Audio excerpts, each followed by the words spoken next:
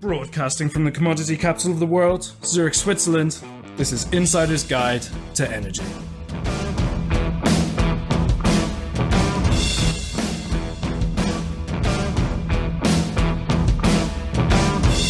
This edition to Insider's Guide to Energy is brought to you by Fidectis.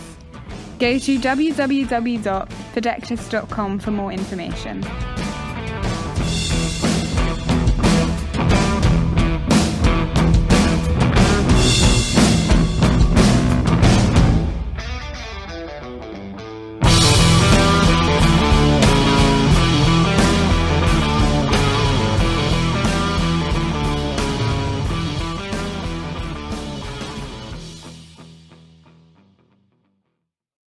Welcome to Insider's Guide to Energy. I'm your host, Chris Sass, and with me is every week, Johan Oberg. Johan, what's going on? Hey, Chris. Yeah, doing well. It's been another week, and I'm really excited for this show today. Slightly different to what we've had for a while. So, I'm looking forward to it. How are you doing? Talking about policy for so long and getting into energy policy, it's so fundamental to everything we talk about in every episode of Insider's Guide. I couldn't be any more excited than to talk to this guest and find out more what they're doing. I think we're going to focus on North American policy and specifically U.S. policy, but it's still so fundamental. This should be an amazing conversation. I can't wait to get into it. No, and I think it sits together. Yes, it might be regular. We talked about the IRA before and how that's affected the U.S., but there are similar things in Europe. Yes, there are differences, but there's also a lot of similarities. I think that's what we learned. But before we start, I think one thing, I'm not sure if you read the news today or this week, in the last week or two, but did you read that the Client Earth, have you ever heard of Client Earth? I did not read this story, so go ahead. They have actually filed a lawsuit against the board of directors of Shell, together with some of the institutional investors. And that's actually for the board of directors and not Shell directly. In order that they're not transitioning the company quick enough and meeting the Paris Climate Accord. So it's quite interesting, what is policies related then to actually accountability? Maybe not directed to today, but for sure, I think it has a little bit of a... I think it's interesting to follow. I'm not sure that's going to be exactly where we're going today, but yeah, I definitely think that's be an interesting story to keep our tabs on. But you know what? I think you should introduce our guest and we should dive in because I want to use all the time we have to talk about policy. Let's do it. So welcome to the show, Mona Tierney-Lloyd, Head of U.S. Public Policy at Enel North America. Welcome to the show. Thank you, Johan and Chris. I'm really glad to be with you today. Fantastic. What we usually say, and this is kind of the standard phrase, we know a little bit about you, but our guest might not. So give us a short introduction. Who are you and what do you do? Thank you. My name is Mona Tierney-Lloyd. I'm head of U.S. State Public Policy for Enel North America. I've been with that organization for about 15 years now. And prior to working with Enel, I've had other public policy positions with other energy companies. So my entire career has been invested in the energy company, and a large part of my career has been involved in public policy. How does that work? So Enel is an international company, right? You're doing quite a bit of renewables in North America, probably one of the largest, if not one of the largest in North America for renewables, from what I understand. But you're not a North American company. So how much sway does a multinational have coming in to work on U.S. policy? Actually, no sway from an international perspective. So we have a U.S.-based organization incorporated in North America. We have our own executive team. And so all of our policy development is directed from this executive team in North America. So while we're related, we have very separate charges. And so only our North American organization directs our public policy development in North America. So to start out, so I didn't mean to start with a tough question. That's what came to mind when you're introducing yourself. And I was thinking of the brand of Enel. But what would also probably be helpful, one of the things that Johan and I tend to do is we ask the dumb questions from time to time. And I think before we go into a policy discussion, let's level set what you mean by policy. Sure. So my team deals primarily with legislative branches of government at the state level and also with the executive branch, so governors and state legislatures, as they consider legislation related to energy. And it could be anything from renewable energy development and siting and tax policy. It could be about demand side technologies, distributed energy, energy storage, any of those things that state legislatures will consider and will ultimately end up on a governor's desk for signature. So how does that work, being a European with a few years experience of the US living there? But how explain that a little bit. We have a large European audience as well. So how does that work through states and through governors? Maybe just a highlight so we can get the scene. Sure. So most states have two legislative branches. One is generally a Senate branch, one is an Assembly or House branch. Legislation can originate in either one of those two houses, needs to pass through that house of origin and then move over to the other branch. So if it begins in the Senate, it has to pass the entire Senate and then move over to the House or the Assembly, has to be passed by the Assembly as well. And then at that point, it will move to a governor's desk for signature or veto. How are we doing along the way? I get the legislative process. I'm American. I've grown up there and did all my civics and understand. And how are we scoring? So if we look at things like electrification or reducing greenhouse gases and things that are important to most people these days that I speak to, I don't really think I've come across someone that isn't aware of the current concerns. How are we doing in the state level? I would say states have been accelerating in passage of renewable energy goals, also accelerating on technology deployment, so supporting battery energy storage deployment, electric vehicle charging, and electric vehicle adoption. We see a lot of that happening across the United States now. So I see an acceleration of states wanting these resources to be deployed. Could you give me an example of maybe like a progressive policy that's currently in front of a state legislature? Sure. And I can use a couple of different examples. So in Massachusetts, for example, they just recently passed clean energy legislation that was comprehensive, including percentages of renewable energy deployment, battery energy storage deployment, electric vehicle charging adoption, as well as electric vehicle charging infrastructure deployment. So that's an example of clean energy standards in Massachusetts, Oregon, Washington. A lot of states are really developing a comprehensive clean energy deployment package.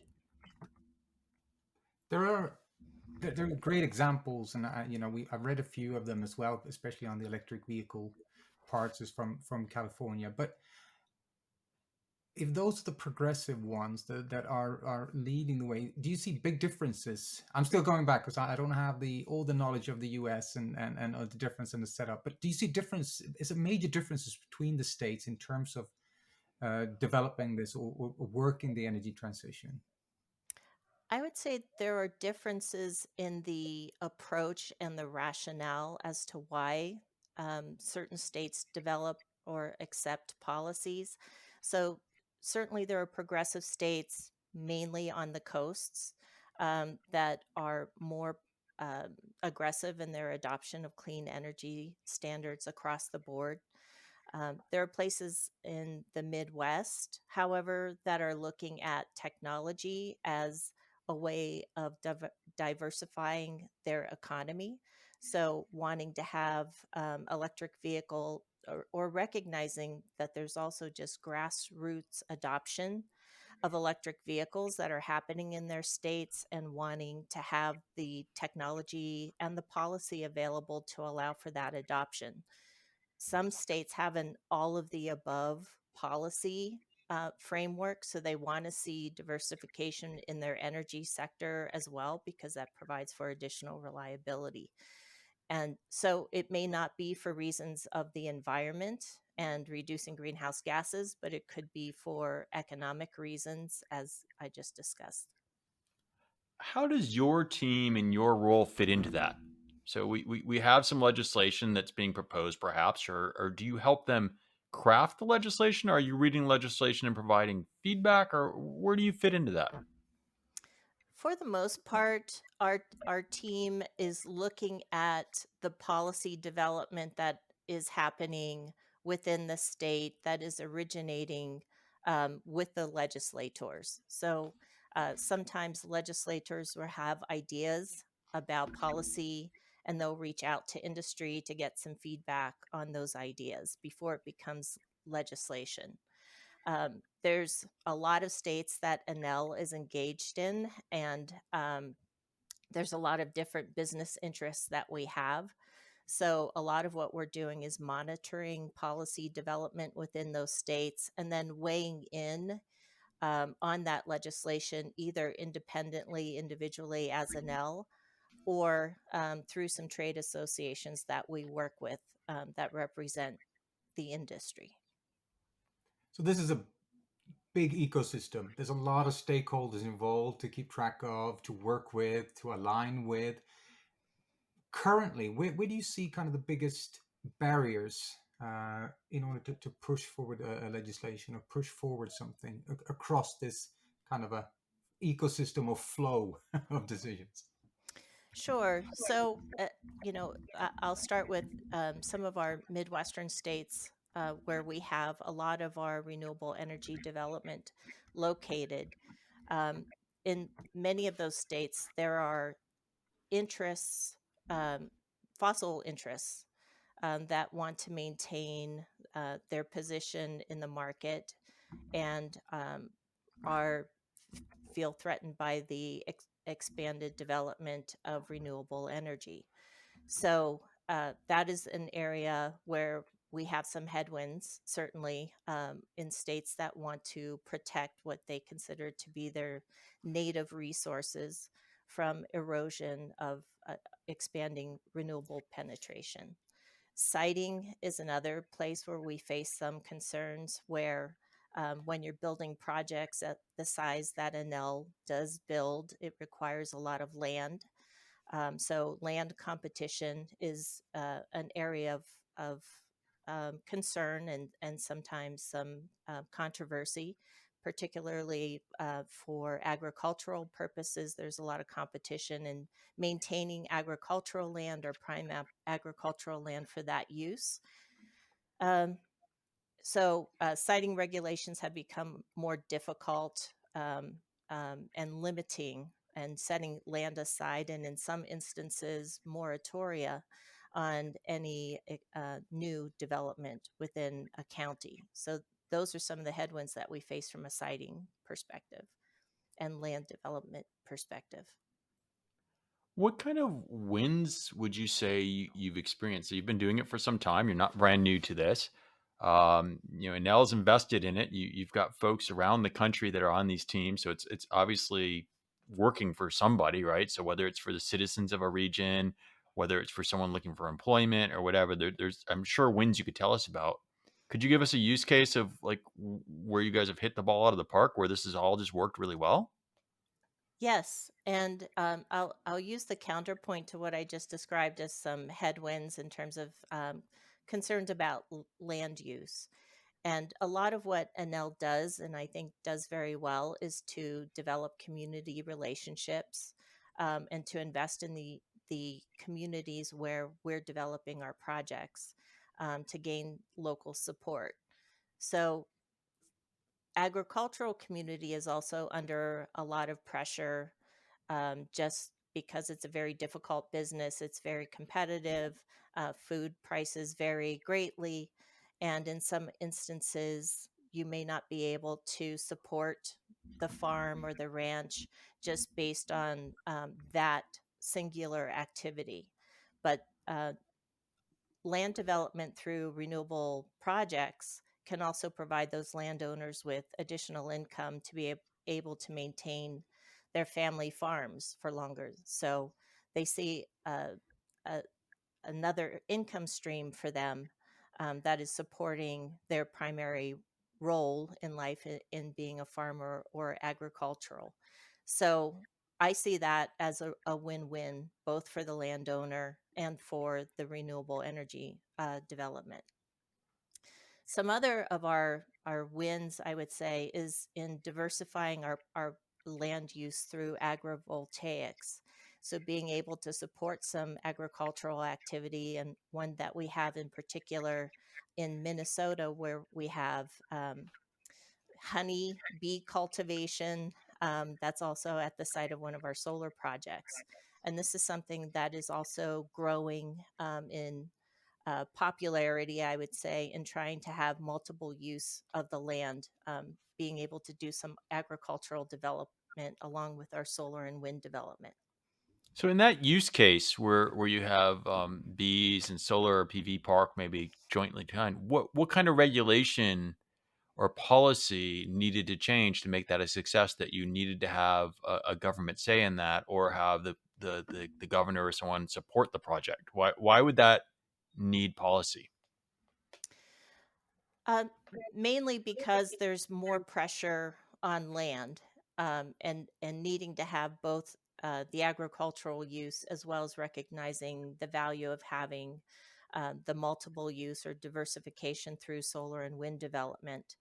Um, that's not happening everywhere. It's a relatively new policy that we see developing. So many states are trying to encourage that in other parts of the country, and just to be able to preserve the value of the agricultural purpose of the land along with the renewable development. But I guess, I mean, I know agriculture, at least in the states I've lived in, have very good tax incentive if your land is agriculture. So isn't the tax base going to be likely higher if you're producing energy or something from a PV park than perhaps if I'm a farmer? Yeah, but not all land. Some of the land has gone fallow. Um, that happens as well. So not all of the land is in production that we're using for development purposes. Sure. No, I'm just curious, trying to figure out, because I would think people would be motivated to get tax revenue, at least at the government level, from the land, right? Rather than having it be a lower use. But I also know that as Americans, we value the farmer, and culturally, that's very important, especially in the flyover states, as we like to say. Um, the farmer is king, right? That's a lot of policy around that.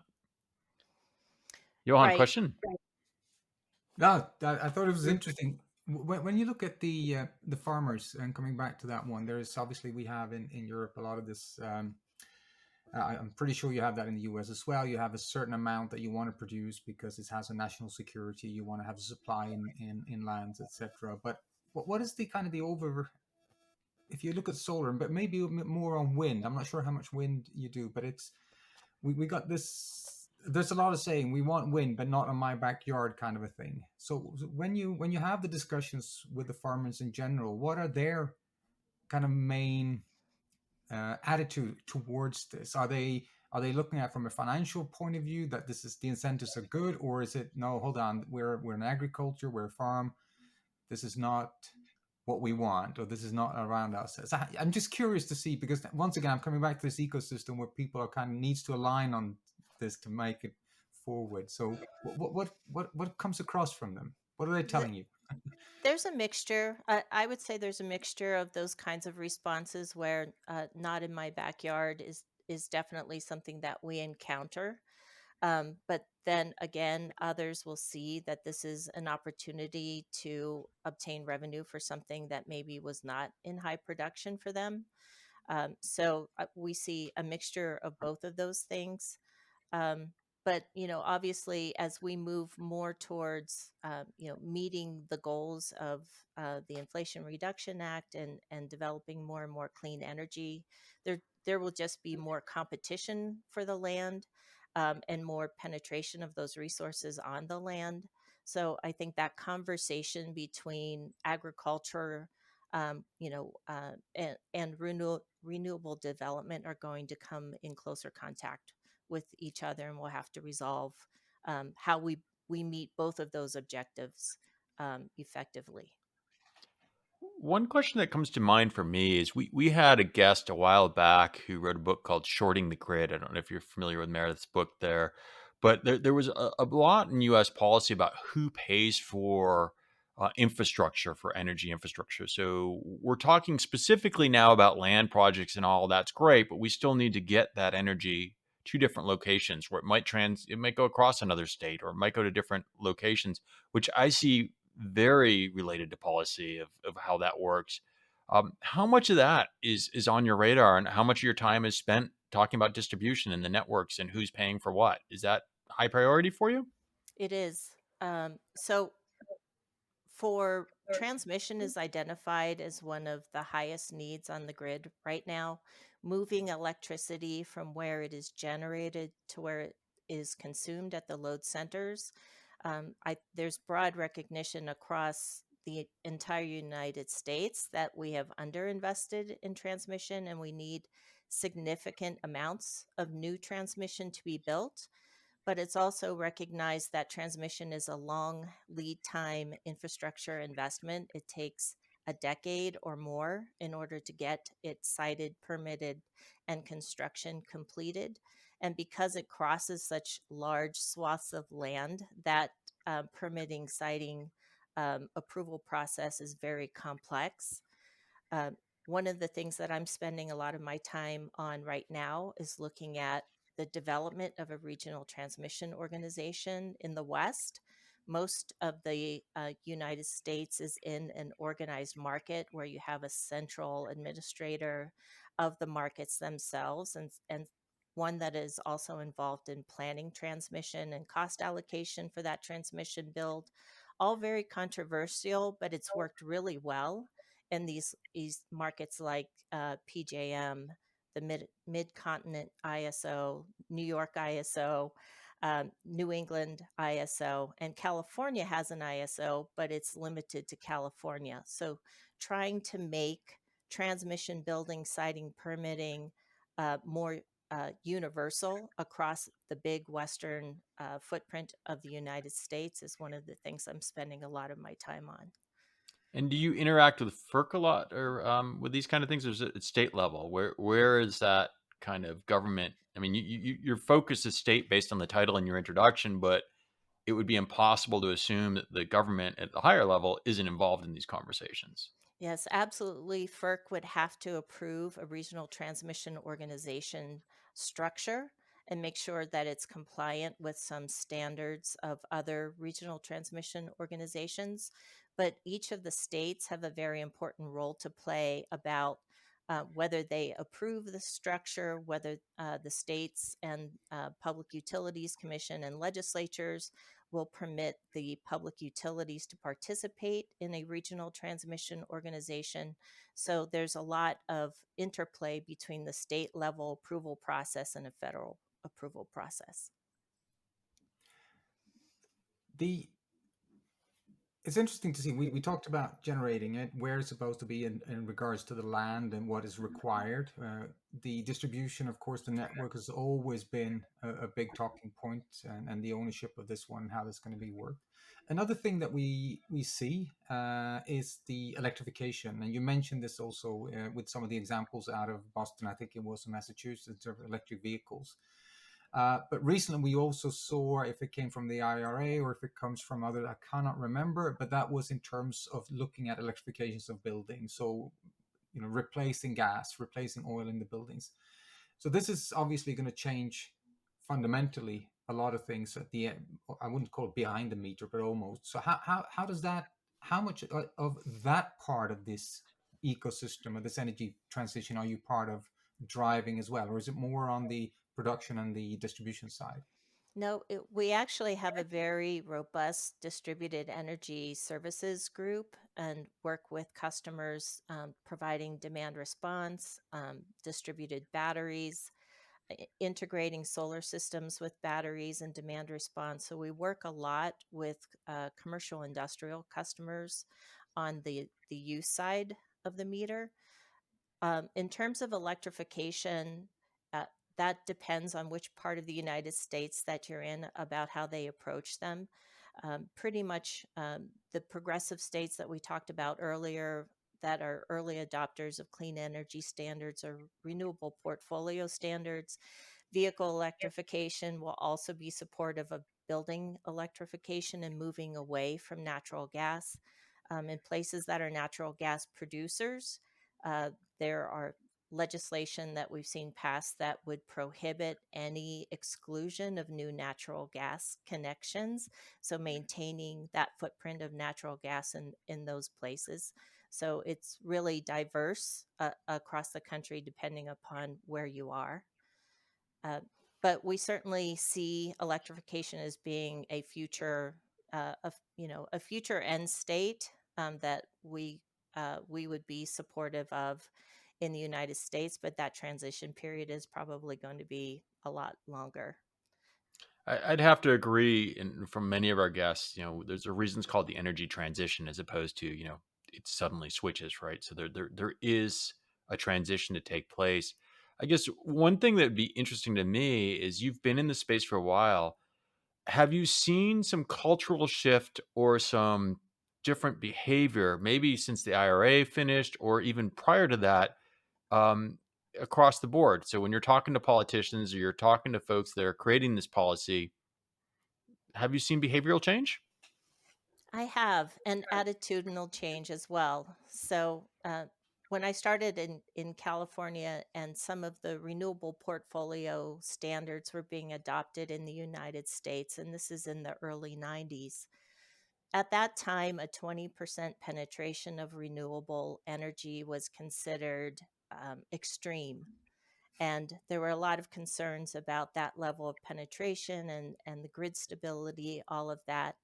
And it became very apparent in a very short period of time that we are capable of achieving a lot more than that. And I've watched these renewable portfolio standards starting at maybe 15 or 20% accelerate to a 100% clean energy standard with a 60% renewable component. So I think there were a couple of drivers on that. One certainly was the decrease in price for solar panels, making that renewable investment economic.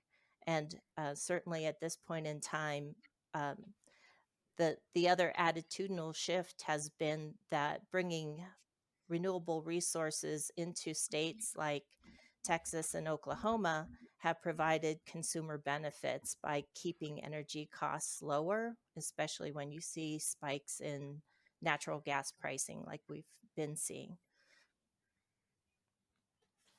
Curious to understand a little bit. Well, you mentioned solar, and this is where I have the opportunity to ask the stupid question, so I'll do it. When you look at the deployment of solar across whatever percentage that is, but obviously a part of the renewal will be a major part.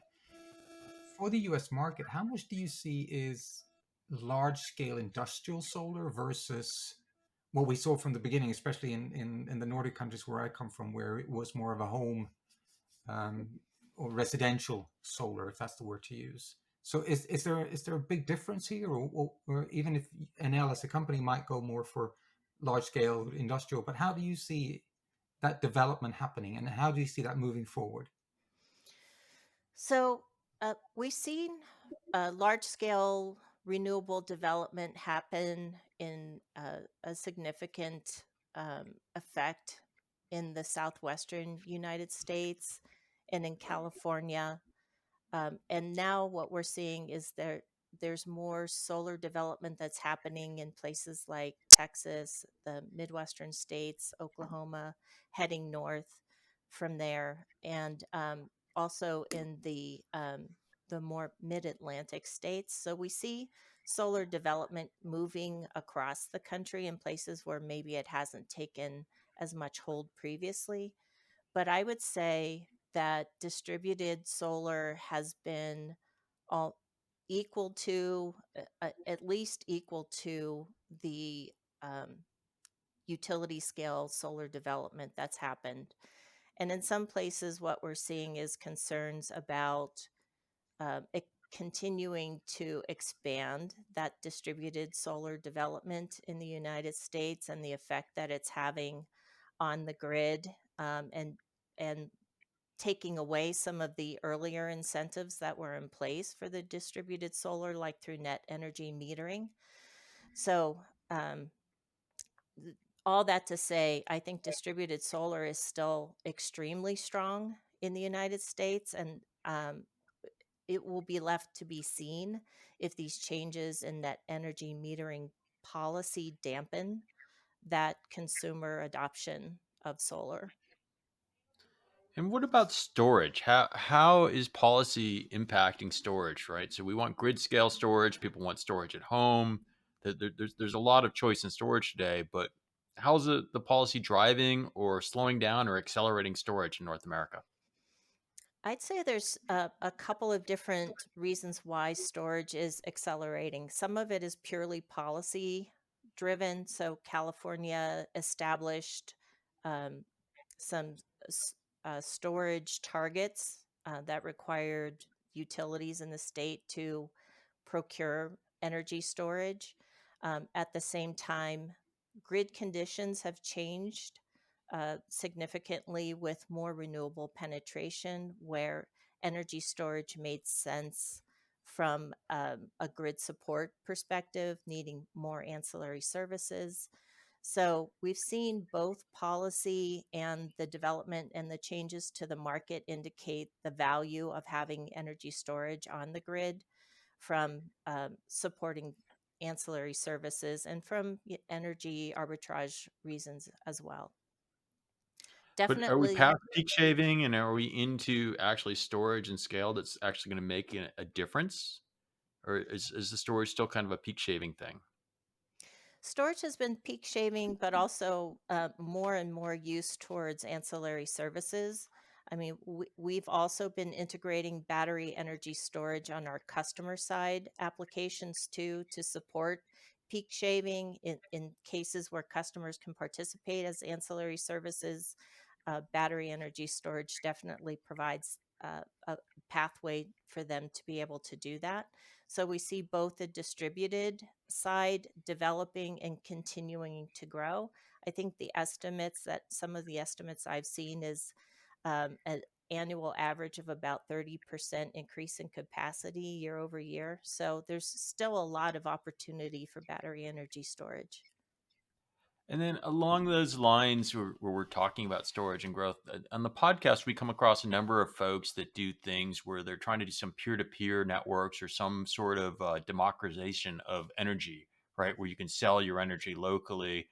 Um, is the policy supporting that in the U.S.? So could my community, if I have surplus, rather than curtailing my extra, solar that I make or wind that I may make, can I sell it to my neighbors individually? Is that supported now in North America? Not very much. Several states have some policies that would preclude any what they call over the fence transactions. So a lot of the states are still limiting use of your energy that you're creating either through solar or through battery energy storage to your on-site consumption.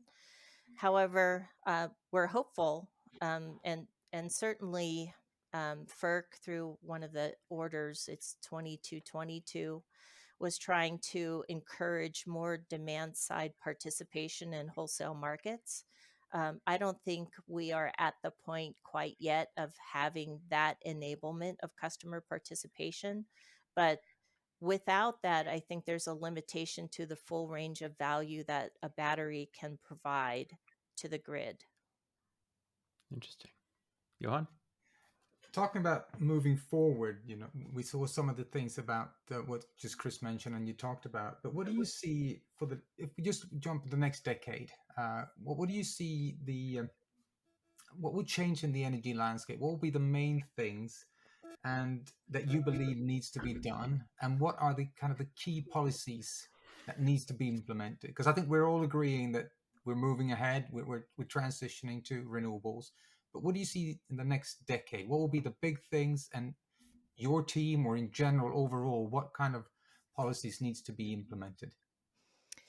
So I'll start with the transmission level. I think we just need more build out of that infrastructure and connecting the generating areas to the load areas. Um, And that would also just create more opportunity for participation of these various resources that we were just talking about. I see more integration happening across technologies. So we're seeing that with battery energy storage and solar and wind definitely now. We also have some projects where we're integrating solar with wind on projects. So using the different characteristics of those two resources and then including batteries with that. On the customer side of the equation, incorporating energy efficiency, demand response, battery energy storage, solar, and electric vehicle charging. And all of that, we do some of that now, but I think in time that's going to become even more integrated, having more of a distributed grid so that we're not quite as subject to single points of failure on large transmission systems. So having some redundancy and resiliency built into the grid on a more distributed level. Those are some of the bigger things I see happening, but I would also suspect that battery energy storage technology is going to continue to advance so that we see some introduction on a commercial scale of different battery technologies other than lithium ion, which is the predominant one now. And then hydrogen, development of hydrogen, and uh, both as an energy source and a vehicle source of power. And are you seeing legislation or policy towards molecule storage improving? So you talk about hydrogen or maybe ammonia or other products that you could make as well for storage. Is that on governors' desks right now? Are they having these conversations? Um, there have been some legislation introduced. We haven't seen passage of big hydrogen storage bills yet, although there are some places that are actively developing those kinds of technologies. We've seen tax incentives for hydrogen um, development, obviously through the Infrastructure Investment and Jobs Act, hydrogen hubs developing throughout the United States to become developers of that technology and the product.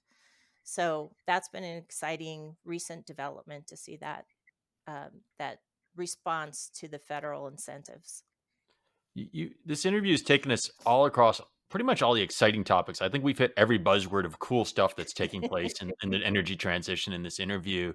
But one thing we didn't talk about, and as we get close to time, I think it's fair. So our audience tends to be mid to senior energy professionals, but we also have a bunch of students. They help produce the show and they follow the show to see what they can do. How the heck does someone get into your line of work? What's the career path to do what you do? Because it sounds pretty cool. Thanks. I don't think there's a singular career path, and I have the opportunity to speak with a lot of young people that are very interested in coming into the energy sector. A lot of them are coming in because they care about the environment and they have a passion for environmental policy, and they see energy as being a primary driver to achieve a cleaner world that they want to be part of.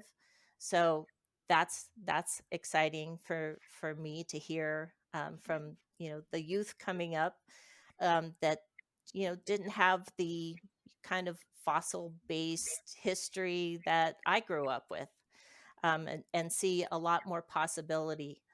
The electricity system then has changed significantly since I started doing this, several decades ago. And I think it's at a really exciting inflection point because the policy has to be translated into action.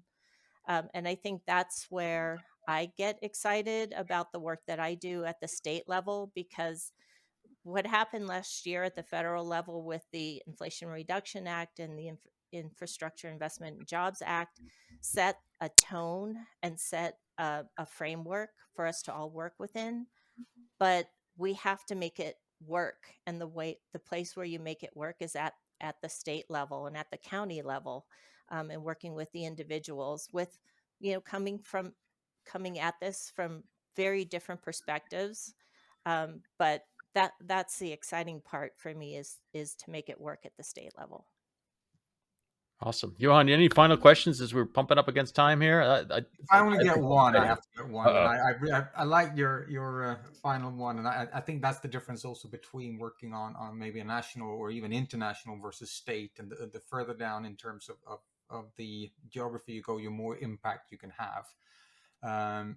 But legislation and all takes time. So I asked you before in terms of long term, but if we look at short term, we look at this year. If you had the magic wand and you say, this is something that is on the table somewhere that I want passed, or this is something that I think would change something directly now, what would that be? Is there anything specific that you would say, here's what I want now? This is a wish show. All right.